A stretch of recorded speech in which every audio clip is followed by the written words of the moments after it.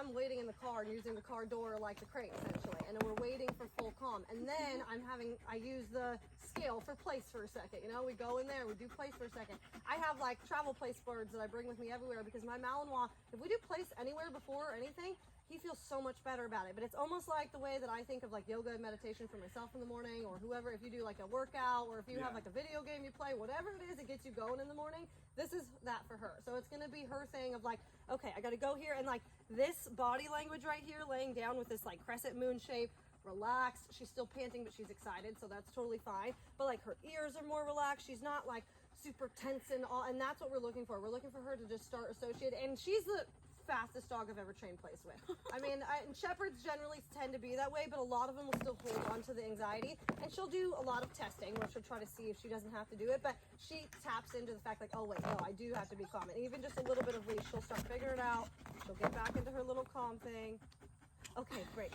Good job. And that is wicked smart. Sometimes I'll be out there for an hour with the dog just waiting for them to melt. And I'm just like, good girl. I am so proud of you, Mommy. Yeah, you're doing so good. You're doing so good.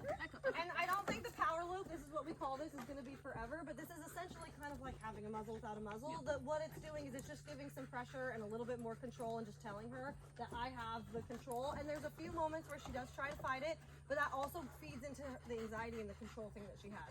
And like dogs like this remind me of myself a lot. Let's go, thanks. Good girl, because I generally can be that way too, where like if I'm at the grocery store and I haven't like taken the time to calm myself down, or if I don't have my list, I feel out of control, and I just have a worse time at the grocery store. So that's kind of how Anar is. She's like the dog at the grocery store who didn't have her list, and she's not prepared, you know? So I try to like make sure she feels prepared before we're doing anything, and that's kind of what this leash does a little bit. It's like kind of help her realize like, okay, she's got control, she's the leader, I don't have to worry about it. Good girl, Mama. Very nice.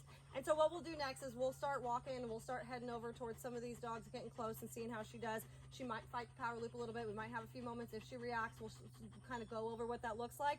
Before we get there, I did want to talk about e-collar with you guys, and I know we talked about a little bit in the beginning. I really think for her that it'll be an absolute game changer. My Malinois in general, like we even had a moment the other day where he reacted a little bit, and I literally just hit the beep button where he went beep, beep, beep, and he comes right back over, and the way that she trains initially on leash, I feel like we'll be so low on the e-collar. I don't think we'll have to do anything, no crazy corrections or anything like that.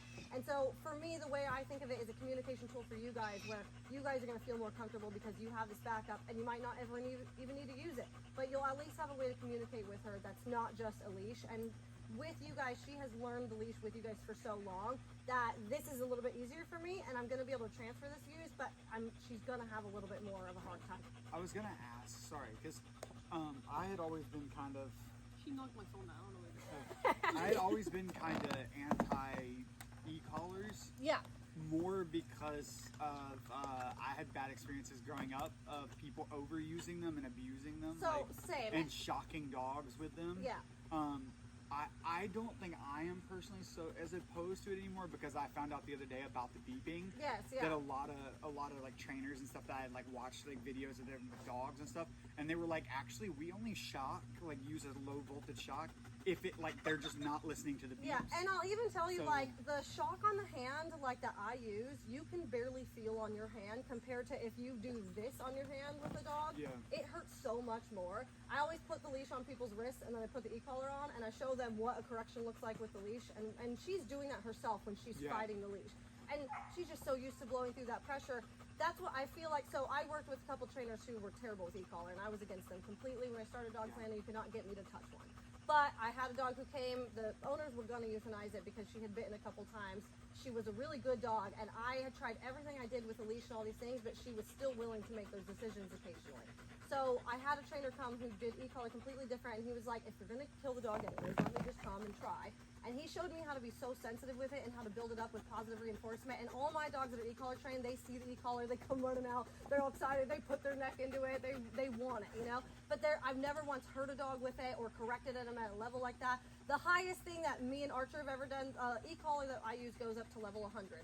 that is gonna definitely make you feel something. I've never even gotten close to that. Archer, the highest correction we've done is a 14 out of 100, and that is the highest that we've ever gotten. And that was him running after a trash truck, full speed, not listening to anything I was saying, and I gave him a few things, and he literally just turned around, tail wagging, came back, sat. Yeah, that's fine. And so that's why I want to show you guys kind of what the process looks like. And if there's any point where you guys feel uncomfortable, this is your journey, and I will listen to it 100%. But I can just tell you guys right now, from the past 2 years of me doing e-collar work, I feel like I've really gotten into the art of it, essentially kind of like the leash also.